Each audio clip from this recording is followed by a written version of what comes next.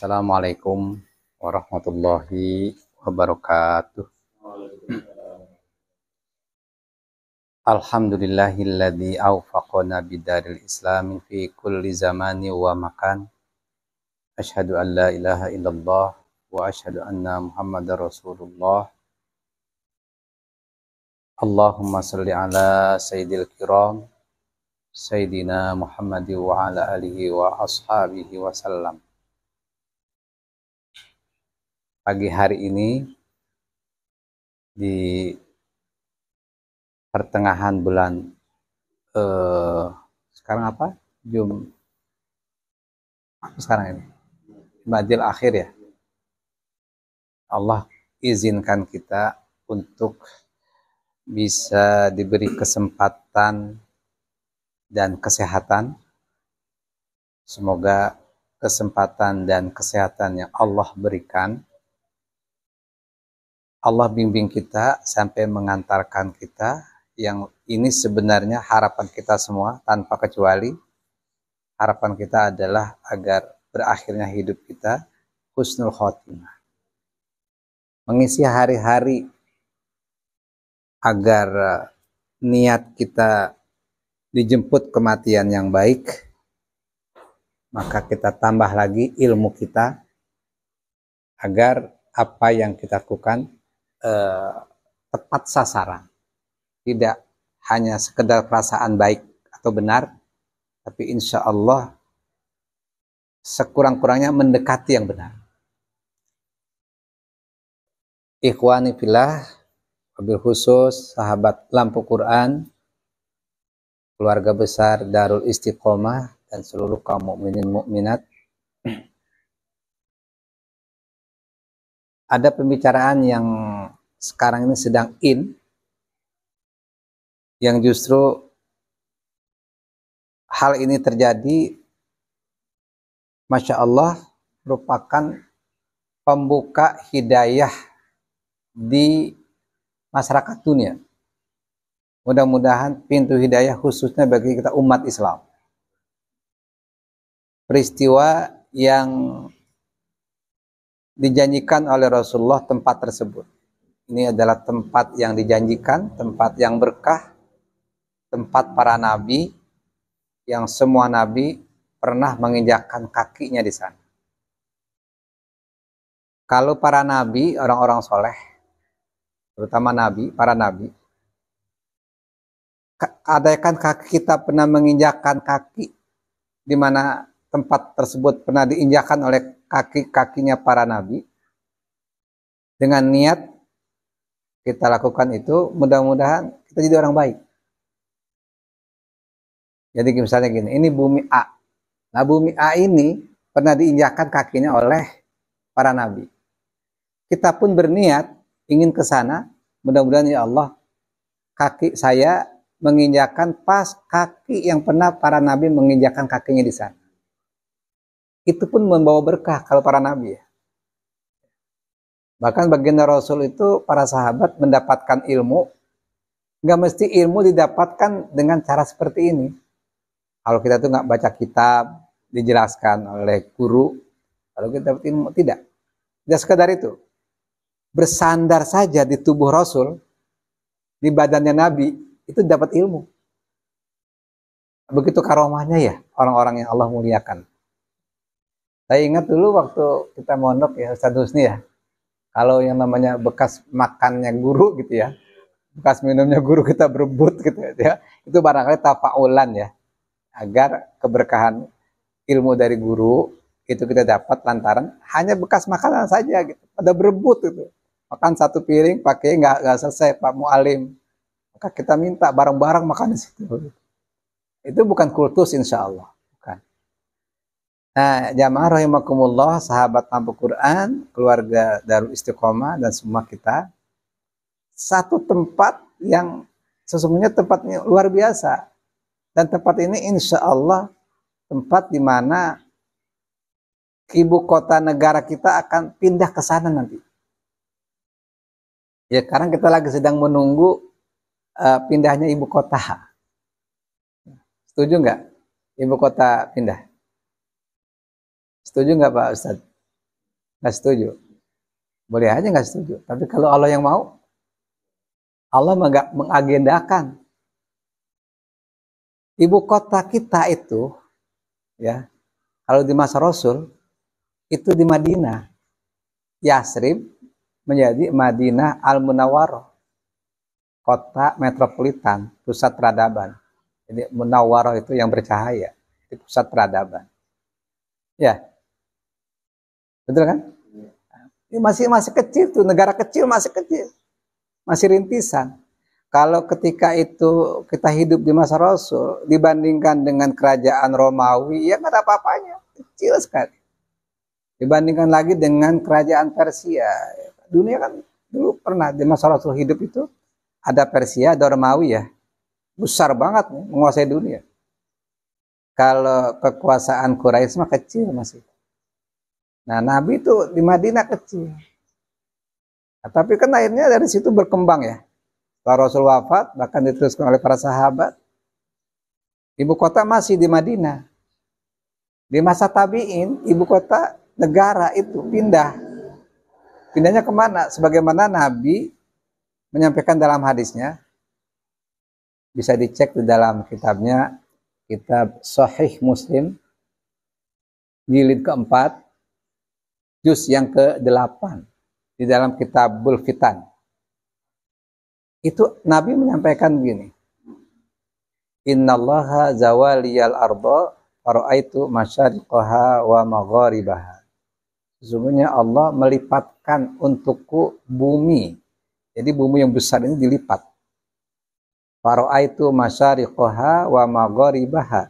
Sehingga lantaran bumi itu dilipat, diperkecil, aku bisa melihat bumi dari arah barat, dari arah timur, arah matahari terbit, dan aku juga bisa melihat bumi dari arah matahari terbenam, sebelah baratnya. Jadi kalau Nabi berada di Madinah, ke arah timur itu termasuk kita Indonesia. Nah, termasuk Irak, Iran. Itu adalah daerah Persia. Nah, kalau beliau melihat ke sebelah baratnya, itu nanti ada yang namanya daerah-daerah Eropa, daerah kekuasaan Romawi, ya, termasuk Palestina, ke sana terus. Nah,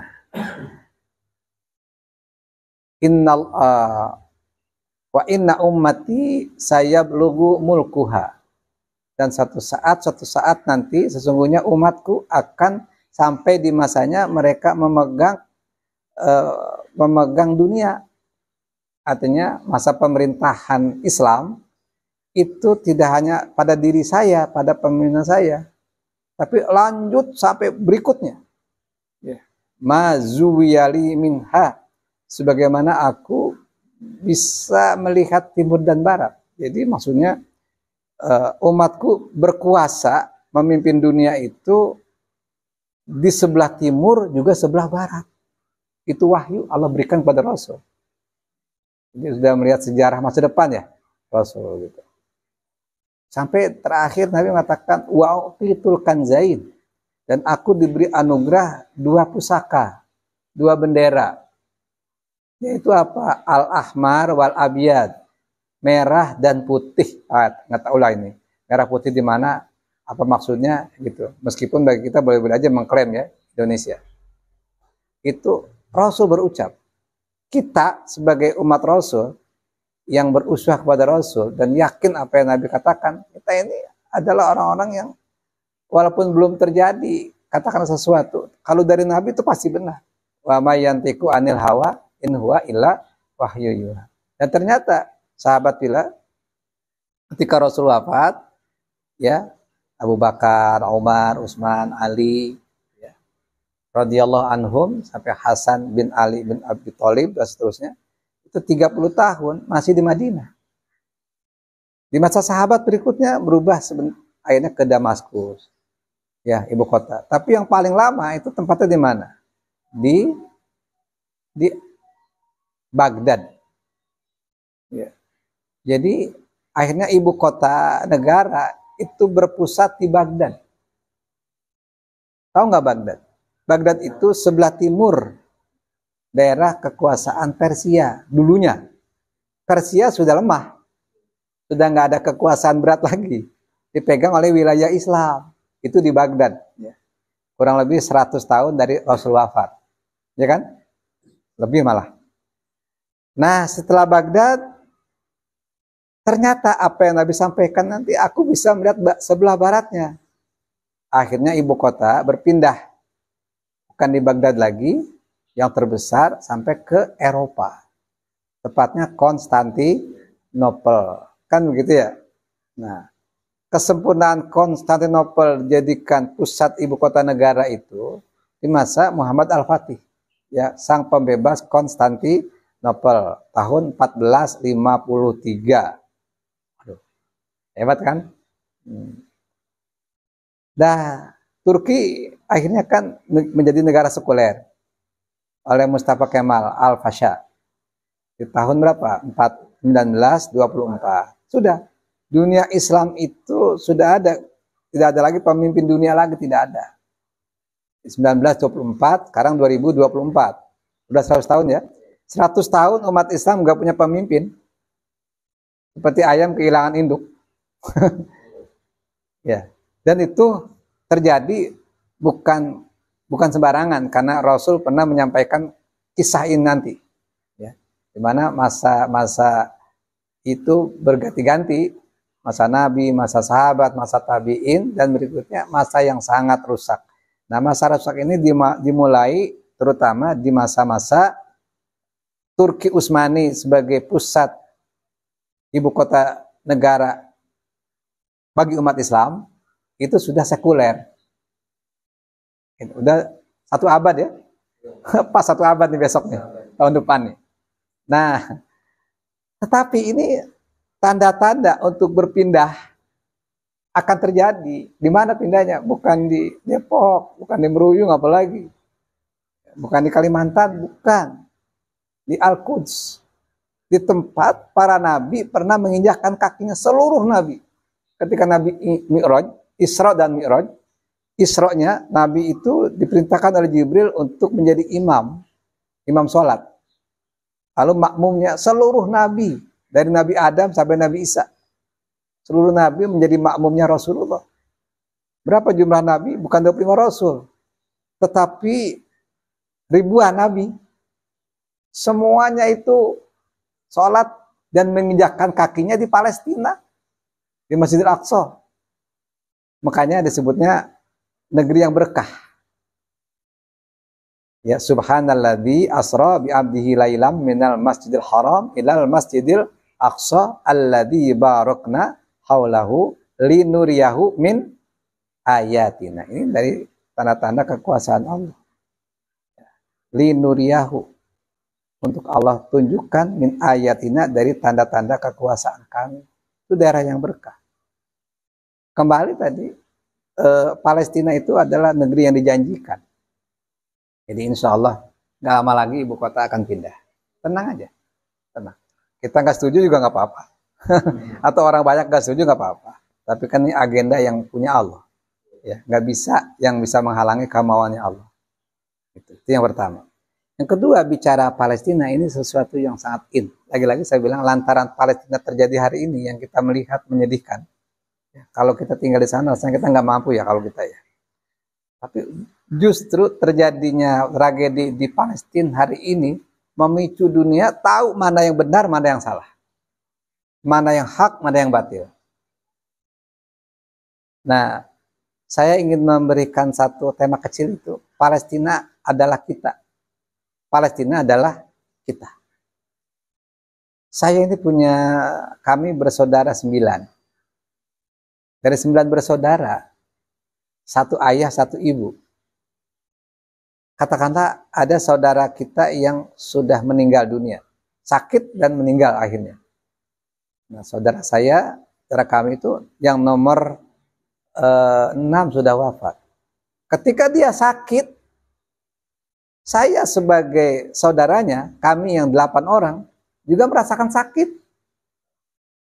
Ketika dia bahagia, kita pun merasa bahagia. Itulah saudara sebenarnya. Ya, kalau Kita ngaku saudara, saudara kita sakit, malah kita tertawa. Di mana persaudaraan kita? Atau ketika saudara kita sedang bahagia, punya kenikmatan banyak, malah kita yang kesel. Di mana persaudaraan kita? Ciri saudara itu senang dan susah bersama-sama. Ya kan gitu ya? Itu namanya saudara. Itu contohnya gitu. Nah, Palestina sekarang sedang sakit. Kita kok nggak merasakan sakit? Padahal warga Palestina, khususnya di Gaza, jadi pastinya kan luas ya. Lebih luas lagi Syam. Syam itu kan wilayah Syam. Di antara wilayah Syam itu ada di antara Palestina. Ya, Syam itu ada Damaskus, ada Libanon. Ya, ada apa lagi? Apa? Ya, apa lagi? Ya, salah satunya juga ada Palestina. Palestina pun dibelah lagi sekarang. Ya, ya kan dikuasai sama Yahudi udah ya. Cuma tinggal 20% kan. Itu hanya Gaza. Gaza cuma setengahnya daerah Jakarta. Nah, mereka sedang sakit, tapi sebenarnya mereka itu, katanya, karena mereka sedang sakit, kita bela atau kita biarin? Saya ulangi, kita bela atau kita biarkan? Kita bela. Kita bela atau kita kasih hadiah? Saya ulangi lagi. Saudara kita di Gaza ini, pejuang-pejuang Gaza terutama, kita bela atau kita kasih hadiah? Mengapa kita bela? Saudara kita. Boleh nggak saudara kita kasih hadiah? Boleh kan? Iya. Bagusan ngasih hadiah atau dibela?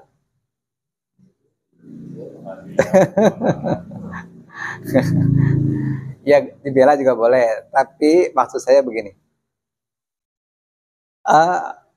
Pejuang-pejuang Gaza yang mempertahankan wilayah para nabi, negerinya para nabi, ya bahkan kiblatnya umat Islam, ya.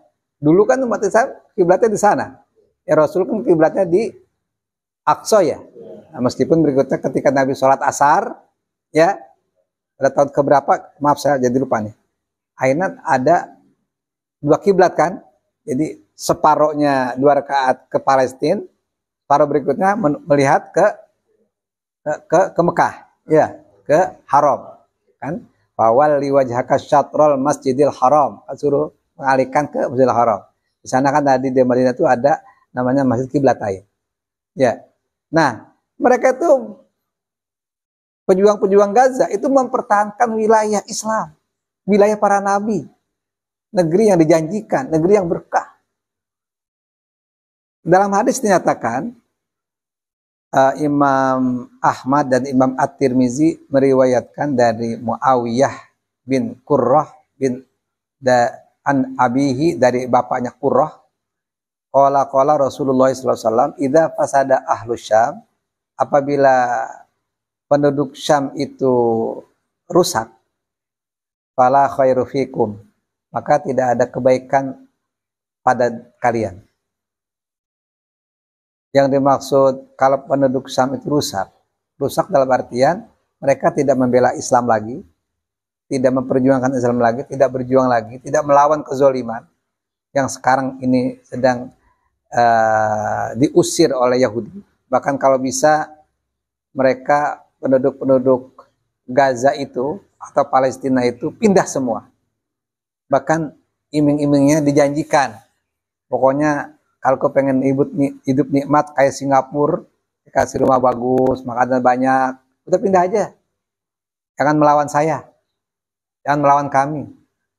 Itu kemauannya Yahudi yang didukung oleh Amerika dan Inggris dan lain-lain. Sehingga nanti Muslim Palestina tidak ada lagi yang menginjakkan kakinya di Palestina. Kalau mau, saya kasih tempat yang enak. Itu janjinya. Kalau kita adalah mereka, kita pindah dikasih tempat yang enak, atau kita tetap bertahan di Palestina? Umumnya kita kan Pindah aja lah, ngapain, ya kan? Ini kan nggak aman. Mereka enggak. Saya lebih baik meninggal dunia di sini, bahkan mengharapkan wafat di sini. Kita nggak nyampe ya pikiran kita ya. Begitu imannya kuat sekali. Ya, nggak ada apa-apanya iman kita ini. Mereka yakin ini negeri yang berkah, negeri para nabi, kiblatnya kaum muslimin, maka mereka tetap berjuang, bertahan di sana. Tidak mau melemah, bahkan tetap melawan seadanya. Begitu ya? Nah, bapak-bapak, ibu-ibu, ikhwanuna fillah. Jadi sebenarnya pejuang Gaza itu membela kita. Kita balik sekarang ya.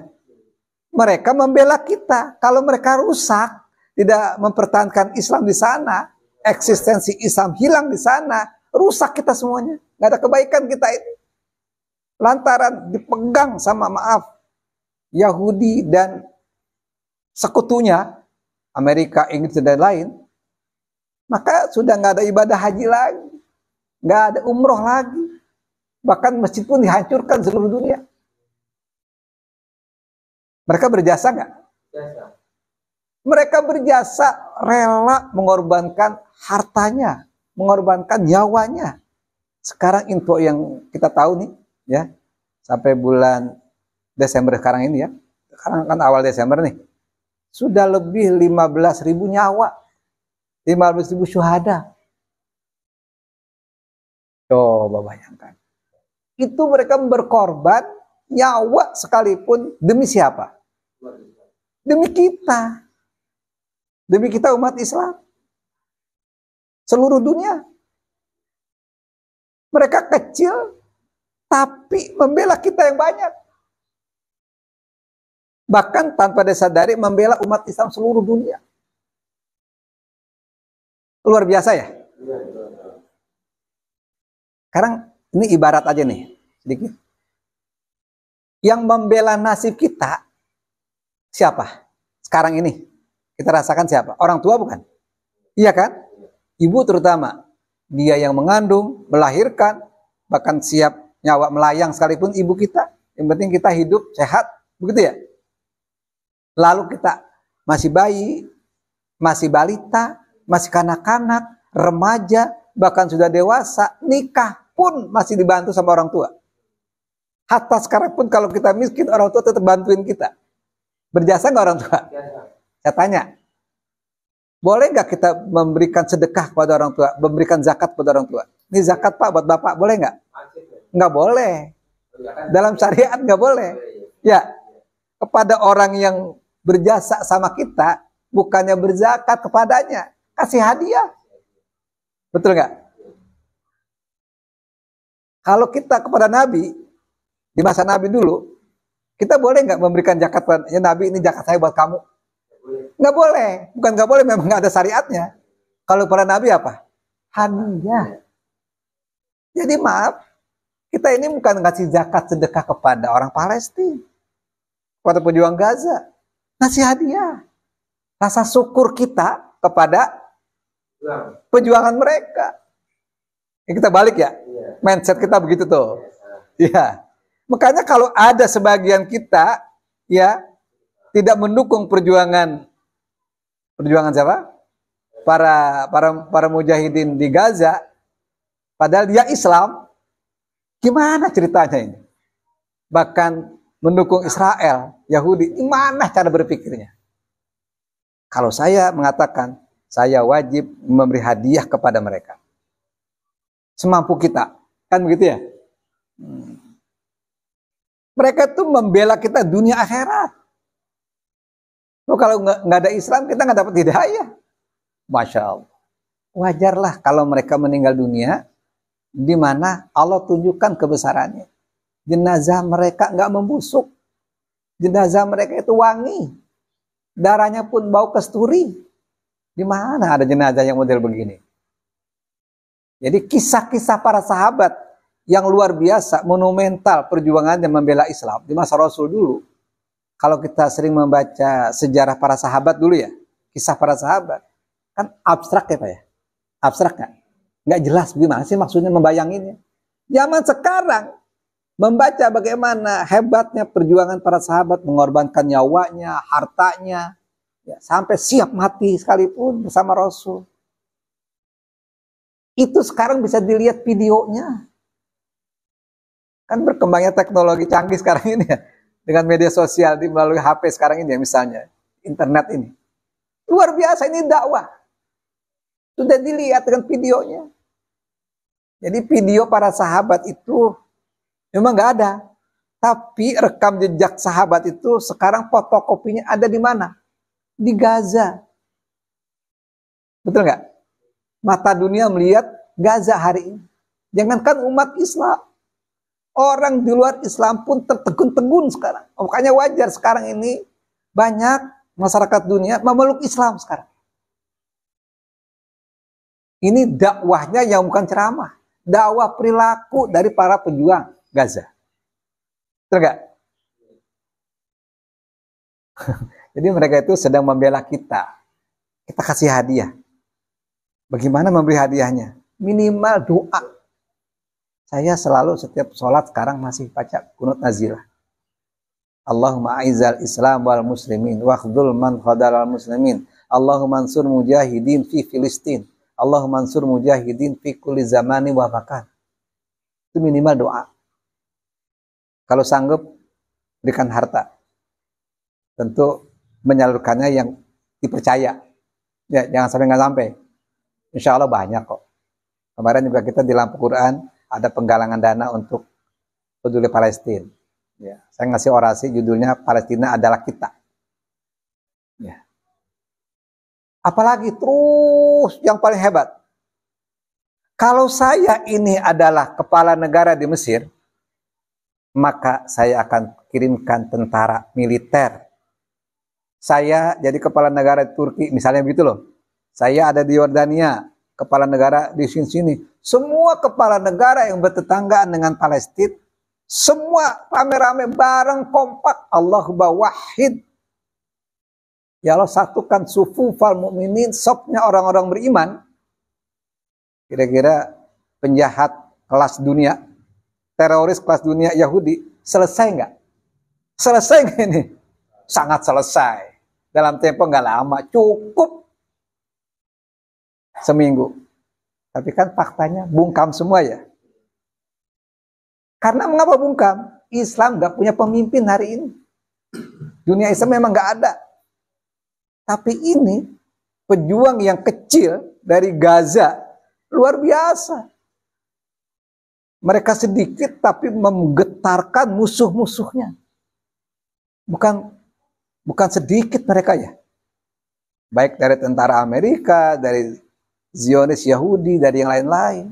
Takut menghadapi pejuang Gaza. Kalau bukan Allah yang bela siapa? Allah berpihak sekarang. Ya.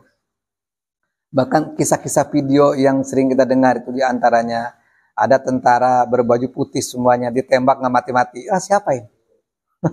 Ini kan kisahnya kisah yang bukan dibuat-buat. Sama seperti kasus Ambon dulu. Ya. Dulu orang melihat Ambon kok bisa bertahan juga. Ternyata ada tentara berbaju putih, berkuda putih, ditembak nggak mati-mati. Ini siapa?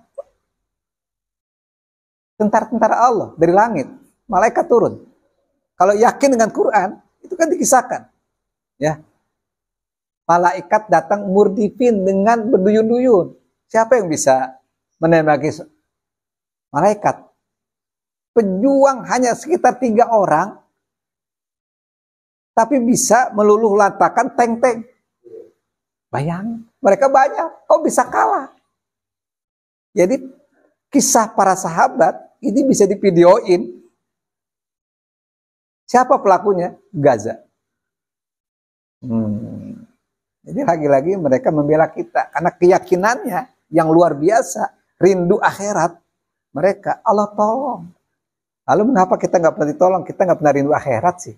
Ya, kita ini baru saja jadi ketua RT, masih berat meninggalkan jabatan RT. Ya, Bahkan kita cawe-cawe agar anak kita jadi RT pula. Berat banget meninggalkan dunia kita ini. Jadi kita itu dikuasai dunia. Manusia yang baik itu kan orang yang menguasai dunia. Nabi Muhammad, para sahabat, para tabi'in di masa keemasan Islam dulu, mereka adalah pemimpin-pemimpin yang menguasai dunia. Dunia bagaimana mereka? Tapi penguasa sekarang ini, di masa sekuler, di masa sistem kapitalisme, ya, di masa rusak hari ini, dengan sistem yang luar biasa rusaknya, para penguasa ini dikuasai dunia sekarang. Kan kasihan ya, dikuasai dunia. Nah, lagi-lagi saya ingin mengatakan mereka adalah pembela-pembela kita. Kita kasih hadiah mereka. Itu barangkali yang dapat saya sampaikan di pagi hari ini. Insya Allah nanti kita bahas di kesempatan lain. Ya. Mari mindset kita lagi-lagi. Mari kita bela Palestina. Iya betul. Tapi apa hadiah kita untuk mereka? Karena mereka adalah manusia-manusia berjasa untuk kita. Kan begitu ya? Salah satu yang ingin kita ungkap, banyak kisah-kisah, video-video yang kita saksikan hari ini ya.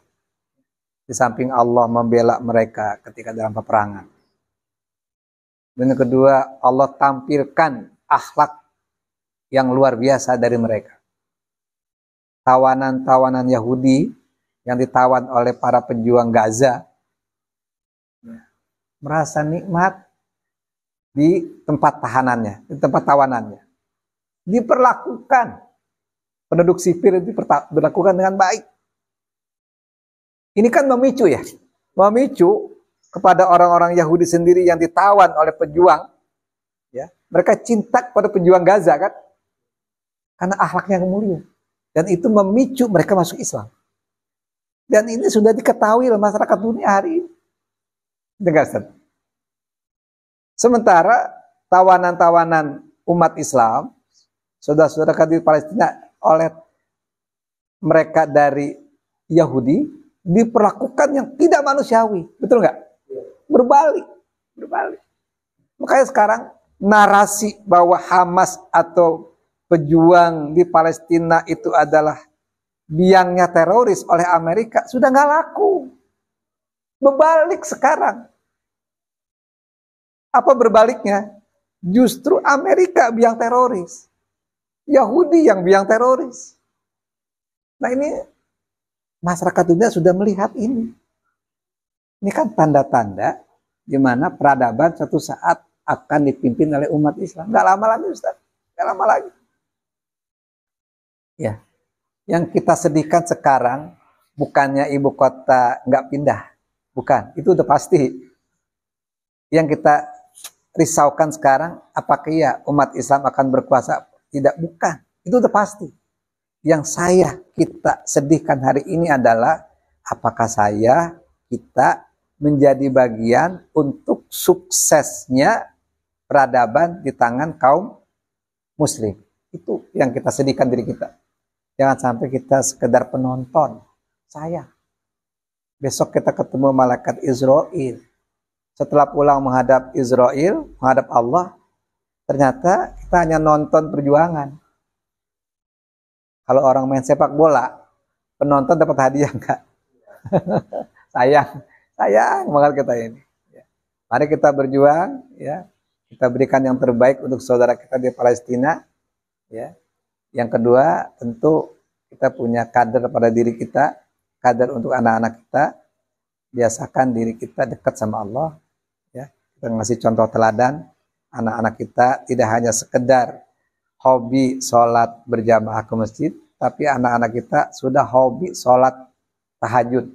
Wah, udah lebih hebat lagi ya. Anak-anak kita hobinya mendengarkan Quran, menghafal Quran, sebagaimana pejuang-pejuang tentara-tentara dari Gaza, kan begitu ya. Jadi kan anak-anak kita cinta ilmu, anak-anak yang berakhlakul karimah, ini adalah asar, bekas peninggalan hidup kita. Kalau kita menjadi bagian untuk munculnya babak kelima, kata Rasul, di mana babak kelima dunia ini adalah kepemimpinan peradaban di tangan umat Islam. Nggak lama lagi, nggak lama lagi. Lagi nanti kalau kita baca tafsir surat Al-Lail, Masya Allah, ini matahari sudah mau bersinar. Ketika matahari bersinar, cahaya lampu manapun akan tidak ada manfaatnya. Itu ibaratnya. Ketika Islam menguasai dunia, maka sistem apapun di luar Islam itu nggak ada apa-apanya. Dan masyarakat dunia hari ini sedang menunggu kapan datangnya Islam memimpin peradaban dunia. Sebab sistem kapitalisme gagal membuat adil dan sejahteranya penduduk dunia hari ini. Ditunjukkan kegagalan mereka. Kita akhiri taklim kita yang sejenak ini. Semoga ada manfaatnya untuk saya, untuk kita semua. Mari kita ambil pelajaran kisah-kisah heroik dari saudara-saudara kita di Gaza. Untuk jadi pelajaran buat kita dan keluarga kita dan kita semua. Hadanallahu wa iyyakum ajma'in. Summa salam. Assalamualaikum warahmatullahi wabarakatuh.